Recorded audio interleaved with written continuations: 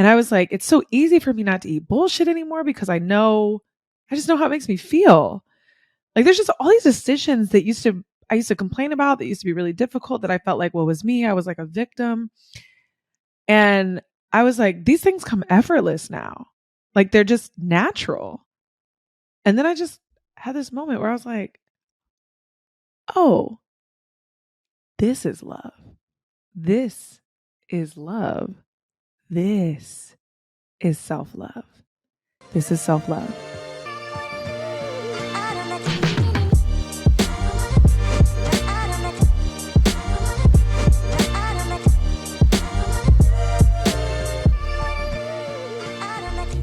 So we are here for a solo episode of Rich in Real Life, and I didn't have the camera crew this time, but I was like, I have to get this solo episode out to you guys because it's so necessary, especially in the time that we're in right now, where I feel like so many of you may feel this feeling. Like, go with me if you're here. We're at the end of 2022 and you feel like there's a new version of you emerging. You're like, the shit that used to matter to me doesn't matter anymore. The stuff that I care about is far more deep and layered, and there's depth to it and depth to the people that I care about.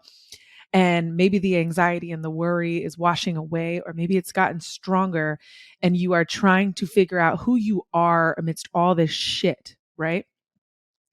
And those of you that have listened for a long time, you know I've been on a healing journey for the last year and a half. I've done so much work around my shadows and my patterns and my dating and my need for validation and my insecurities and just all the things that come with finding who you are. And I realized I found myself like using the phrases like self-development, self-growth, but primarily self-love over the last 8 months. And there was a moment that I had at one point where I was like, when does it end? Like it's almost like, when am I healed? Right. And I say this to you guys all the time. There's no healed with an ED. It does not. Like when you are truly on a real healing journey, you know that it is literally all about submission and not the destination. You are submitting to the idea that you are an ever evolving human being and it will get better and better and better. And you can submit to that. It is all about unlearning and uncovering constantly, never about a final, like the point of end, right? And I found myself asking, like, what does it really mean, like self-love? Like, when do you know you're in love with yourself? I know now that I was not, based on my decisions for a very long time, but like, when do I know that I am? What does that mean? Like, and you know this, like it doesn't mean I prioritize self-care, right? Like, oh, I go to the nail shop more, I get more massages or facials. It might be a part of it. But like, when am I there, right? I'm on an airplane the other day. I've asked myself this for a while, right? I have great epiphanies washing dishes, in the car, and on airplanes. And I'm sitting on the airplane and like looking out the window, and I'm just in immense gratitude. And I all of a sudden have this vision of 2 guys I dated ago and like something crazy that my ex said to me one time. And like it was just this quick epiphany, and I thought to myself, why did I think that was okay? What in my right mind at that time in my life, which was literally 10 years ago, made me think that was okay? Why did I not know right then that that was a red flag, along with many other things, and to walk away because clearly I didn't value myself? Then I thought about another situation with my last relationship, and I thought, whoa, same thing. Signs were there. I knew. I just didn't choose me in those moments. And sometimes we choose love, and sometimes we choose to be avoidant, and sometimes we choose not to see things, whatever. But I just had this moment where I was like, the signs were there, baby girl. Signs were there. And I was like, I would never now. Like, would never. Then I started thinking about all the things that this year I know for a fact I wouldn't do. I wouldn't accept. And it was funny because it quickly went from relationships to how I've learned to say no in my business, how I've learned to say no in dating, how I've learned to say no in the things that I put in my body, how I've learned to say no around other things so that I can prioritize my peace of mind. Like I will literally cancel meetings and or push meetings back to because I'm excited about prioritizing my peace. I'm like, I need my morning routine. I need to go to yoga. I need to work out. I need to meditate. I need to go to hot yoga. I need to be outside. I need time to myself. And I get excited to put aside time in my day to do that because I know what it brings me. And I was like, it's so easy for me not to eat bullshit anymore because I just know how it makes me feel. Like there's just all these decisions that I used to complain about that used to be really difficult that I felt like, what was me? I was like a victim. And I was like, these things come effortless now. Like they're just natural.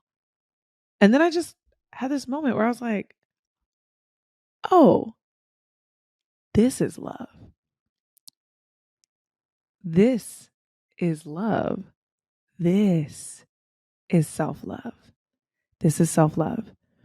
Because decisions and things that used to be difficult for me were all surrounded in people pleasing or societal things, right? Like it's as simple as the example of like society leads us to believe that like drinking and alcohol is a very like common, beautiful, and social thing. While it is, that's not a lie. It's also very bad for your body. There's nothing about alcohol that is actually good for your body. Y'all, I still drink. Occasionally I drink. But it's like you know better, but you do let society lead you to believe otherwise, right? And I'm like, I have learned that I am now falling in love with myself because the things that I allowed myself to become a chameleon, right? You know, for the sake of love and attachments and proving to people that I was worthy of their love in whatever way, relationship, friendship, or likability, I would change. I would become a chameleon, never honoring myself. And now I'm like, oh, this is true freedom. This is real, actual self-love when all of these things that used to be difficult are now effortless.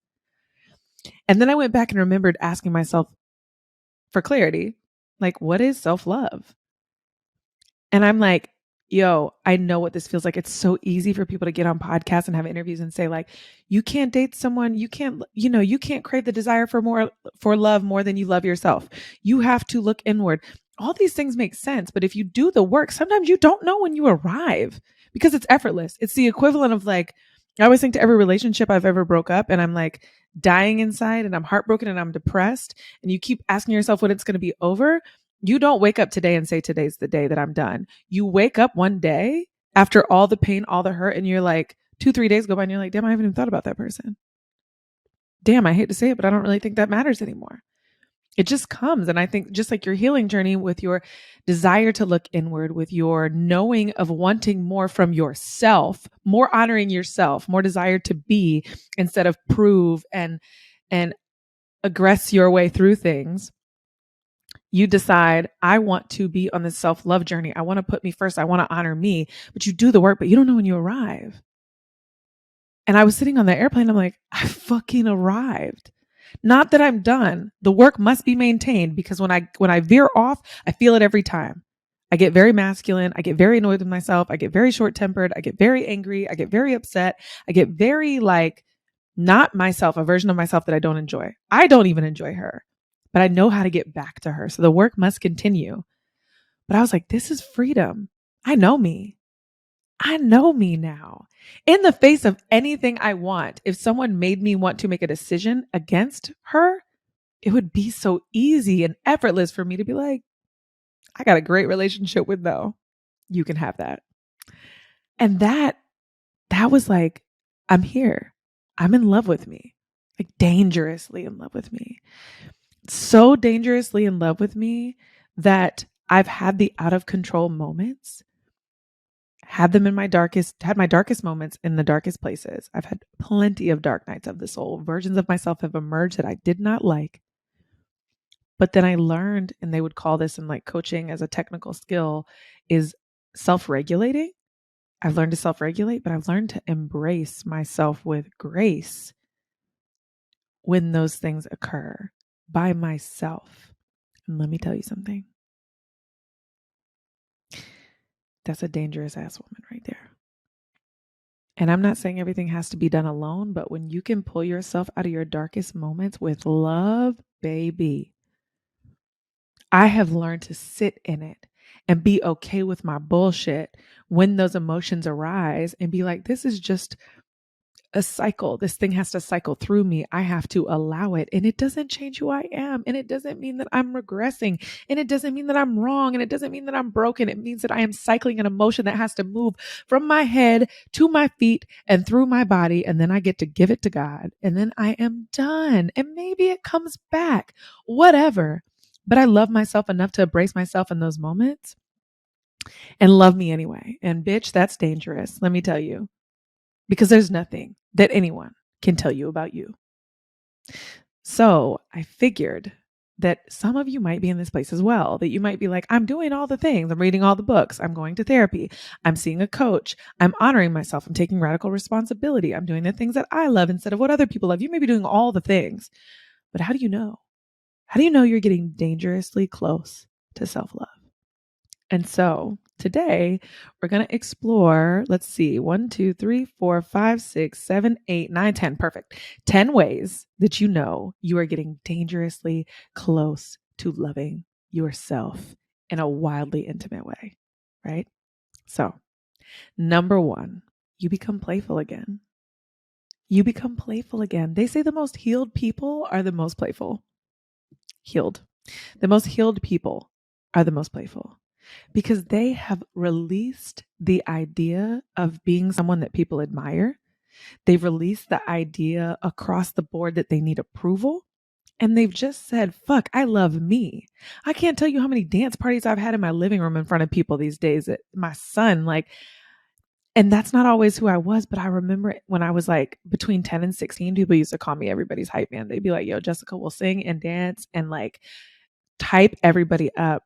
That's always who I was. I forgot about her. I became too serious. I became a mom. I became this hardworking woman that needed to constantly prove herself. I forgot about her. You become so playful when you love yourself because you're like, I don't give a fuck what y'all think. And it's very cute and culturally relevant to not care about what people think. But this is a different, I don't care about what people think. I understand that you've got enough willpower to not care about internet trolls. Congratulations. It is tough. Pat on the back. But I'm talking about this. I love me right now so much that I'm so playful, and I appreciate the moments where I get to check out and be playful, like to play with my son, to be like crazy present with my son, to play with my friends, to like while I'm walking down the streets in the morning, when I'm walking with friends or people I know, I find myself like skipping and dancing and singing, and all I want to do is play music that makes me happy. My team meetings, I can never stay serious because I'm so damn playful with my staff. Like, I know this sounds silly, but I promise you, you are dangerously close to self-love when you become playful again, when you become a kid again, when you desire more instead of being seen and going places, you desire more to do shit that makes you feel alive and playful. Not an adrenaline rush, but playful shit. Playful. Chase playfulness. Chase stuff that makes you feel like a child again. Number 2, you seclude yourself. Now, I know what you're thinking. I've secluded myself in several seasons of my life. I am an extroverted introvert. I will extrovert the hell out of my life, network my ass off, be in front of everyone, go everywhere, speak in front of 200 people, and I will go. And then I need to shut down because I need time by myself to like rein it all back in again and hear my own voice. Because I receive a lot from people and I carry it. I like embody it, and I'm an empath, and I just like suck it all in, and I'm like, okay, where am I in all of this again? But you seclude yourself. Now, I've secluded myself in a season where I was fucking broken and I didn't want to bleed onto other people. I was crying more than I was happy. I was like, I couldn't attend weddings and I couldn't even embrace happy stories. Like, you know, this example, like there are women out there that may struggle with becoming pregnant and they cannot have happy moments or be cheerful in the announcement of their friends' pregnancies. Just like many of us may be looking for our life partner, and we cannot have joy in the moments of our friends getting engaged or married. And I get it. There's two sides to that coin. We could have, that's a whole nother episode. We could have the argument all day long. That obviously has everything to do with the individual, right? However, there was a time I secluded myself because I couldn't be that. It took so much energy for me to get up and show up that I also could not overextend myself to other people. I was a piss poor friend. I couldn't delight in people's happy stories. I couldn't delight in people getting married, having babies. I would go every wedding I went to, I would force it because I was trying to be a supportive friend, and I would cry in the bathroom. I actually remember one of my listeners running into me in a whole nother state at a wedding, and she found me in the bathroom, boohoo crying. And she was like, "You can do this." And I appreciate her so much. If you're listening, girl, thank you. But I could not delight in other people because I was so hurt about my own things. So I had to seclude myself in that season because I was bleeding onto other people. But this seclusion is different. This is not the seclusion I'm talking about when you were getting dangerously close to self-love is like, I would rather be dancing in my home, connecting intimately on phone calls with people I love, or just having one friend over for like a home cooked meal and we sit on the balcony and talk over wine for hours, or I just sit outside and journal for hours. Like, I delight in being by myself right now because I don't want my energy scattered every fucking where. Two, I don't want people to be able to penetrate my energy right now because it feels like gold. It feels like gold. I feel like I can finally carry the weight I want to carry in the best way. I'm finding ways to find balance. I have really incredible people in my life. I don't want to filter that or water that down with a bunch of random shit. You get what I'm saying? Like, everything feels so solid and so beautiful. Like, I could literally cry when I think about my life right now because it is so fucking beautiful that I don't want to water it down. I will not allow it. I will not allow it. That kind of seclusion where, like, when people are like, "Oh, you got to be a part of this thing. Oh, I want you in this room. Oh, please come to this event. Please come to this." And I'm like, sounds like that takes away from what feels good to me. And it's a hell no. And it may be a season and it may change soon. But right now, I am fuck being okay with being alone. I am overjoyed to be alone. I get excited when I have time alone. I have 3 days coming up in a week where I am alone. And I had someone close to me ask me if I wanted to use that time to go somewhere. And I was like, no, I want to be in my home. I want to reconnect with myself again without the noise. I want to just delight. I keep using this word because it just makes me think about how happy I am sometimes. I want to just delight in the things around me, the plants in my home. Fake ones too. Fuck y'all. Fake plants. Fake plants, the imagery, the touch, the presence. I want to delight in the little things. I ain't worried about what y'all got going on. No offense. I wanted to delight in everything that is beautiful and get back to me. So I think another way that you know that you are dangerously getting back to self-love, like an intimate love, is you seclude yourself, but in a very different way, like the one I just explained. Number 3.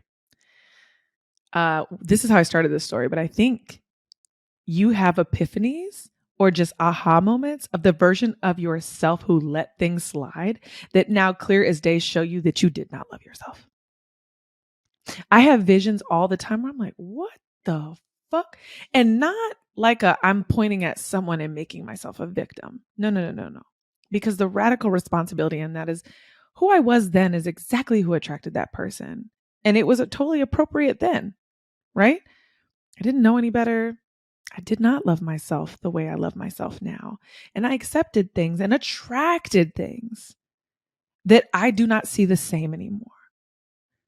So I have epiphanies all the time where I'll just remember something someone said to me or something I did that was very out of character, a time where I lost control of my emotions, sometimes.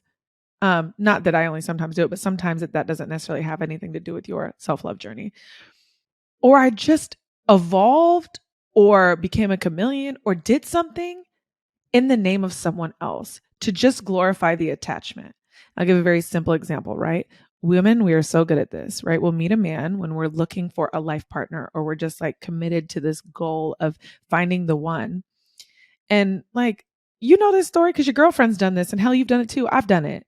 Where like, I'm gonna give a dumbass example, but like I run into y'all at the mall or out, and you got on a jersey. As a female, you got on a jersey, and you're like, this is my team. The Titans, I don't know, I'm making this shit up, right? And you're like, girl, I've known you for 10 years and you've never watched a game of football in your life. What? Who are you? Right? Like, doesn't mean you can't support your man in that, but it's like, does that actually matter to you? I just have had so many epiphany moments where I'm like, girl, it's giving absolutely not. You were not at the center of those decisions. And I know there's such thing as selfish decisions, but there are also decisions that are made 100% in pleasing of others. There are 100% of the decisions that are made where you abandon yourself completely in the name of attachment. To just love me, please. Let me do this. I don't care. This doesn't require much of me. It's not who I am. We don't even think about that. We're just like, let me do this because this person will love me more and I'm willing to earn it. Right? But you were not at the center of those decisions. And I have epiphanies all the time about decisions I made where I'm like, girl, you were not at the center of those decisions. It's giving absolutely not. You did not love yourself. That was a version of yourself that you let things slide because of love from someone else, validation from someone else, not yourself. So that's number 3. Number 4, I think we talked about this in a little way, but presence trumps all things. Like presence trumps all things. Presence, intimate presence trumps all things. I know I'm dangerously close to self-love because I'm in love with everything else. I'm in love with everything around me. Like in love. Like the leaves, the color of the sky, the sidewalk, my shoes. Like I don't need much when I'm crazy in love with myself because I'm in love with every fucking thing. I will meet someone on the elevator and be like, "Oh, what a beautiful spirit." Like that was such a great conversation. Like I can't wait to see that person again. It's almost giddy. My best friend and I joke all the time about how sometimes we think we created this oasis that we don't deserve because everything around us is just so beautiful. And it's like, what the fuck? And it's seasons. Don't get me wrong. I have some seasons where I'm like, Jess, check yourself. You've been angry for a long time. Jess, figure it out because this is not who you are. You don't even like this version of yourself. And no way in hell, no reason in hell, other people should either. Right? We have those seasons.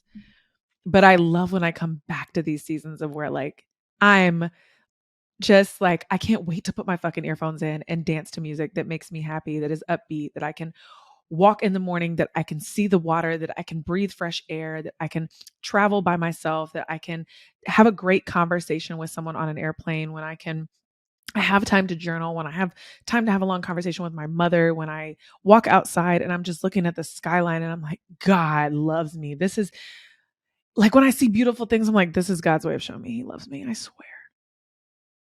And it's the way I feel when I see it.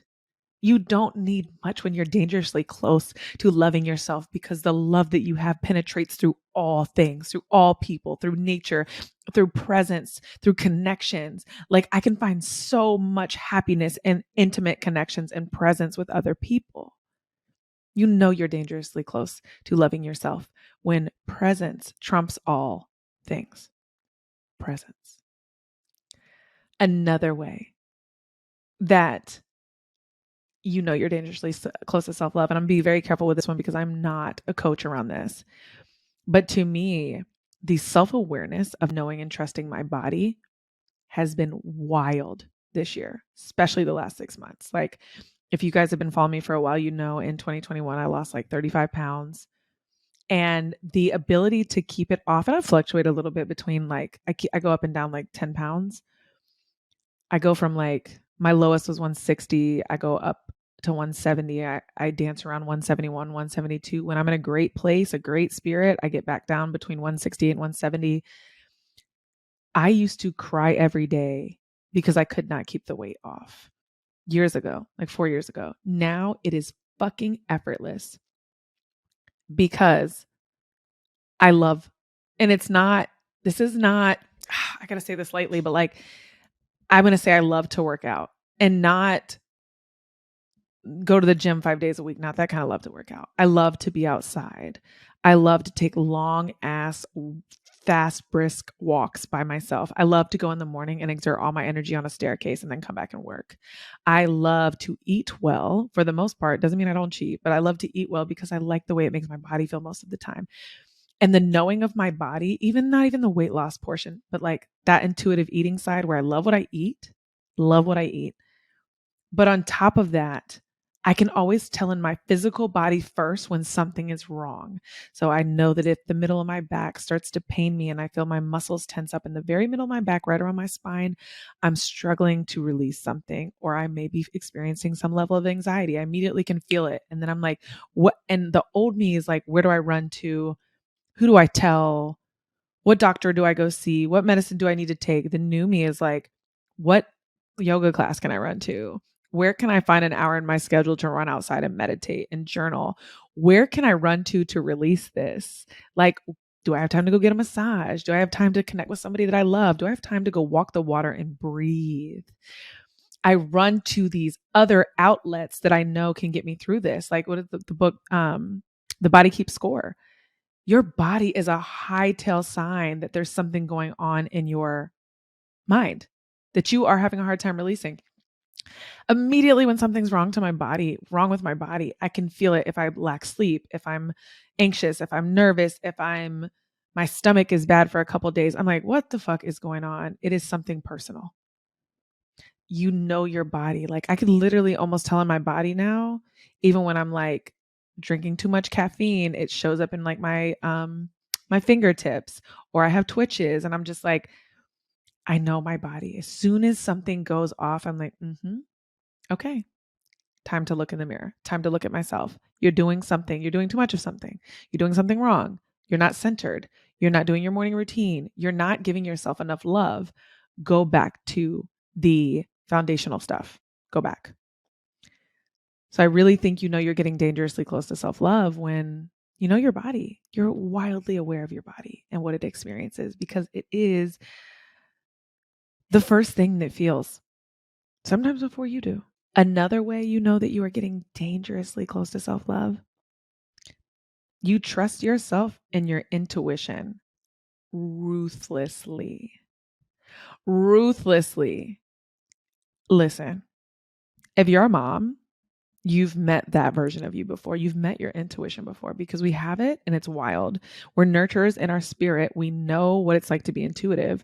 Sometimes we've just been taught to ignore it. But if you're a mom, you know it because you're like, my child's acting funny. What's wrong with my baby? Three hours later, they throw up, right? You're like, something's wrong with my baby. Like, I know, or I can hear it, or he's been too quiet. I know something's going on. Or you're like, I had a weird feeling today. And then you get a phone call from their school. Like, we are fucking intuitive. You hear me? Don't deny it. We are. I think you're dangerously close to self-love when you finally start to trust it. My trust in myself right now is wild to the point where I have friends that are like, are you a witch? Like, it's a joke, but they're like, you're a fucking witch. Like, I will literally start talking about someone and they will appear. I will delight in like doing some research on someone that I've heard about because I'm like very impressed with their work. And then they will call me. Like, it is so, I'm almost like, as soon as things come down, I'm like, oh, is this coming? Like, this isn't a dream anymore. This isn't an idea. This is, oh, it's coming. It's about to become part of my life. And I have not been wrong yet. Like, when you trust yourself because you've practiced keeping your promises and you trust your intuition ruthlessly, holy shit. That's when we learn we're magical human beings. And I'm not going to go on a whim on that, but like, you know, you're magic. You know it. You know that you have a space in this world where you're supposed to make a mark. And anytime you've tiptoed in and out, you lack clarity at those times, but every now and then you lean fully into it. The same way you lean fully into falling in love, you lean fully into that thing and you feel yourself take up the space.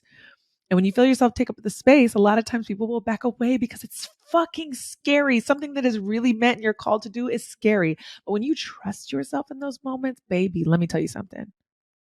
You will evolve quicker than quick. Quicker than quick. And just learning that my ability in that space, look here, listen, dangerously close to self-love. So when you learn to trust yourself and your intuition ruthlessly, I think you're dangerously close to self-love. Another, and this is just like a byproduct of all of these things, you know this, you attract higher things. Period. You attract higher things. You know, you love yourself and you're choosing yourself and you're falling in love with no and you're setting good boundaries and you're really being centered around yourself when you attract higher things effortlessly. Y'all know what I'm talking about. When you stop trying to force a square into a circle and then 2 weeks later, 5 days later, it happens anyway.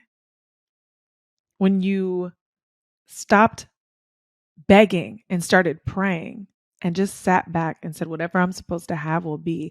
You were waiting on the promise and you let it be. And then it came.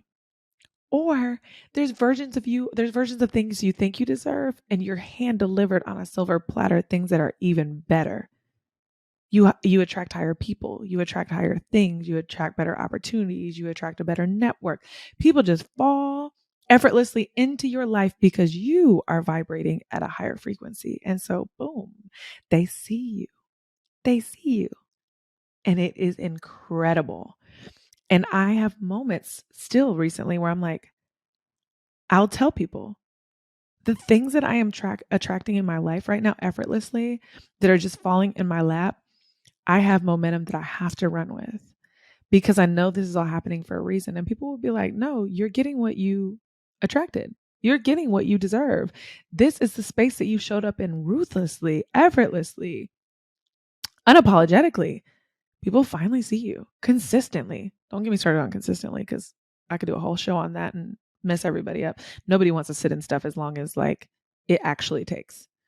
But you attract higher things and you know it. And it's not by accident, it's by design because you finally decided to vibrate at a higher frequency by doing all of these things, choosing you, honoring you, not being a chameleon, not changing for other people, but changing for your own sake. Another way I think you get dangerously close to self-love is this is like my favorite, you stop treating other people better than you treat yourself. And you know what the hell I'm talking about. From the fact that you'll work all day and won't feed yourself, but you'll feed your man. The fact that you will not bathe for 2 days. That's funny. You will not bathe for 2 days because you are so busy taking care of your kids. And I don't care what the hell you say. Every mom has done it before because your babies are sick and you're taking them to the hospital and you're doing this and you're doing that. And you look up and you're like, shit, I didn't even take a bath, but I made sure both my kids were clean. I made sure my baby was clean. I made sure I cleaned up the throw up. I did this, I did that. The house is clean, but I'm not. You stop treating other people better than you treat yourself. And that even arises in your decision making, in the way that you feed yourself, in the way that you treat your body, in the way that you clothe yourself, in the way that like it is wild. And it's almost like you stop thinking that you deserve something if and when you earn it. You just demand it. You're like, I will have what I want. I'll take people with me. I'll share. But I will not treat you better than I treat myself. I will put myself first right now. Maybe it's in pleasure. Maybe it's in peace. But you put yourself first. You stop fucking around with that like people pleasing thinking that if I put someone else first, and I get we have to put our kids first, but that people pleasing, if I put these people first, they'll love me more. Ain't nobody about to show up for you like you. And so you start going, oh, well, when I do that and realize I deserve more right now, I give myself more. When I give myself more, I honor myself. When I honor myself, I vibrate at a higher frequency. When I vibrate at a higher frequency, I attract better people. I experience more peace because they don't complain a lot. They're at my level. They don't try to take anything from me. They just try to share the wealth and the knowledge and the love and the peace.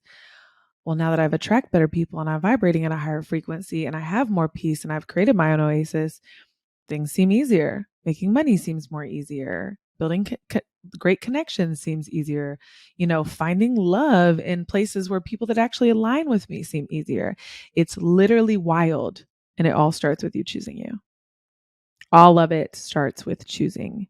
And while I could do so many more of these, this is just like a preview. I think there's two more. I think you're dangerously close in love with yourself when you don't care about anyone's emotional appraisal of you. It doesn't change anything. You don't freak out. You don't try to change everything about yourself anymore. Like, I think to a year ago, even if someone was like, you are angry, you are depressed, you are broken, you are this, I would have probably been up in arms trying to change that visual in someone else's mind. Now, your emotional appraisal of me, even if you caught me in a fucking breakdown, I could care less because I so clearly know who I am. I know that maybe I'll break down here and there because I'm burned out. I know I'll break down here and there because maybe I'm still releasing grieving layers of parts of me that are still sad about certain things. I know that I may be grieving because I feel guilt or shame around something that I'm still carrying. But your emotional appraisal of me I'll never allow it to label me anymore. It will not label me. It just becomes more of an attendee. Like, here, you can sit in the front seat and you can put the seatbelt on and you can join me. Yes, I know I got a shadow. I know I got a dark side of me. I know you've seen me get short-tempered and angry. I am not her all the time. I am her every now and then. And I know how to regulate and I know how to love her with grace. Your emotional appraisal of me does not matter anymore. Sorry. And I think one of the last on this list for us today of ways you know that you are dangerously getting close to a really intimate and in love relationship with yourself is you learn to live with an open hand. You don't do things for clout. You don't do things for other people for anything in return. And even the sake when you are betrayed, which has been one of my hardest lessons, is there's nothing I need to do. We have all experienced giving our time, our love, and our intimate stories, our vulnerability to people that we thought would be around forever. And for whatever reason, you know them, they're not. They're not anymore. You thought they were your forever friends or partners, and right now they're not. And you feel betrayed and you feel like how dare them, and you feel like you want them to feel the same pain that you have at times when you get angry or upset. But you start to learn to just live with an open hand. Like, okay, I gave my time to that person. I gave my love to that person. I may have spent money on that person. I may have given more of me to that person. Some of you might be listening to this and have left a relationship where you felt you gave a person more of you than you did your own kids. And you're like feeling shame and guilt from that. And then you're like, no, what a beautiful lesson. I gave a lot of me to that person. They're lucky. I'm lucky too. But they don't need to know that. I just need to know that. I can give openly. And I'm going to give the age-old example. You guys know how fucking happy does it make you when you are in a rush to work, you are angry, you are irritable on a Monday morning, and you are trying to get your Starbucks coffee, and you're like, just come on already with this line, like, Jesus. And you get to the thing, and they're like, hey, someone paid for your order, which, by the way, I've heard behind the scenes, this is a Starbucks thing. It is literally not the drivers. It's Starbucks that does that, which is great because it literally like drops happiness into your life, and literally your irritability and your short-temperedness and your anger just washes away for a moment because you're like, somebody just gave to me and will never get it back. Somebody gave to me and doesn't know me. They don't know my situation. They don't know that I probably don't deserve this, or they feel like for whatever reason I deserve this and I'm a complete stranger. And you're like, huh. And then you want to do it for somebody else, which is how they start the chain, by the way. And you're like, let me give to somebody else. And I know I'll never get it back. If I believe in karma, I will, of course. But I just want to do it. I want to make someone else feel like how I feel right now. And simple example, but living with an open hand. I know you're dangerously close to self-love. I knew I was dangerously close to self-love when I didn't need revenge or a return envelope on anything that I gave. Love, friendship, time, money, connection. You find yourself even like when you're friends. Like I've had friends that are like, yo, you're not upset. You did this, this, and this for this person. And I'm like, no. Glad they got to experience it. Amen. Like, amen. Now, I've had to pull myself out of that position before too, where I've been like upset about relationships. And I'm like, this person doesn't know how much I gave to them and they don't care. Not if you're living with an open hand. We don't love. I mean, we do love with the intent to be seen and heard and understood, right? We do love sometimes for validation. We do love for all the wrong reasons. But we don't give or love with the intentionality to get it in return. We do it because we love to see how we can make people feel. We love it because it makes you feel good when you make people feel good, doesn't it? So you learn to live with an open hand. I don't need anything in return. I love this life enough to share it with other people in whatever way is suitable. I just want, as you're listening to this episode, to just put the disclaimer out there that like nothing about my life is perfect. It has been one hell of a journey over the last year and a half. I think I had moments where I didn't like myself more than I did. But I've entered a season that is so beautiful. And I think it was very little about what has changed and more about my perspective changing.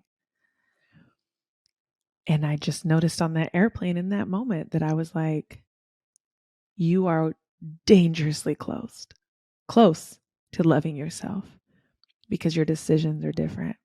Your presence is different. The way you honor yourself is different. The way you see yourself is different. The choices you make, the partners you choose to connect yourself with, the way you filter through people in life right now, the promise that you've made not to water beautiful things down because of other people's sake. And the way that you know when something is going on and your body is screaming, and the way that you are feeling or craving for something, that it's not a call to ask someone to fill it for you. It's a call to give it to yourself. And I use the word dangerous because when a woman feels this way about herself, she's dangerous to society. She's dangerous because she doesn't conform. She doesn't fold. She doesn't change a bit about who she is. She's patient. She's understanding. She is love. She's centered. And when you're really close to it, you're even more feminine than you think you ever could be. It's wild. So I hope if you're on your self-love journey, this makes sense.